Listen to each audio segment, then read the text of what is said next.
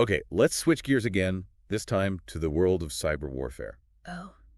And Alves brings up this report from the Cybersecurity and Infrastructure Security Agency, CISA, and it paints a pretty grim picture. They're basically saying that cyber attacks on critical infrastructure, well, they're becoming more and more of a threat. what kind of infrastructure are we talking about here? Everything energy sector, transportation, financial institutions, all those systems that keep modern society running. Okay. And these aren't just random attacks, right? Nope.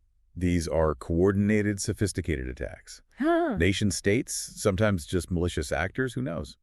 But they're trying to disrupt things, steal information, cause chaos, the whole 9 yards. So cyber warfare is becoming more and more of a reality. Absolutely. Huh. The motivations vary, of course. Sometimes it's espionage, sometimes it's sabotage, sometimes they just want to gain a strategic advantage over their rivals. Yeah, and it's almost impossible to hold them accountable, right? Pretty much.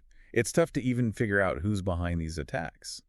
And the report from CISA, they actually use some real-world examples to drive home the point. Like what? Well, remember that Colonial Pipeline ransomware attack back in 2021? Oh, yeah, that was a mess. It was. Shut down fuel supplies all along the East Coast. And then there was the NotPetya malware attack in 2017.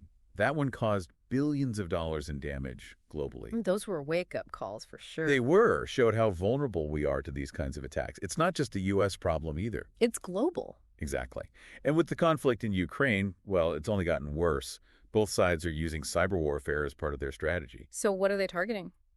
Alves mentions reports of Russian cyber attacks on Ukrainian government websites, power grids, financial institutions. Okay. But then you also have Ukrainian cyber attacks trying to disrupt Russian military operations and, their propaganda efforts. Right, so it's a two-way street.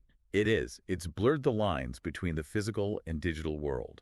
Raises a whole bunch of new questions about international law and how you even fight a war in cyberspace. This all sounds incredibly complex. What can we even do about it? Alves says the only way is through more international cooperation. Okay. Countries have to work together, set some rules of the road, share information about threats, and figure out how to hold these attackers accountable. It's a global problem, so it needs a global solution.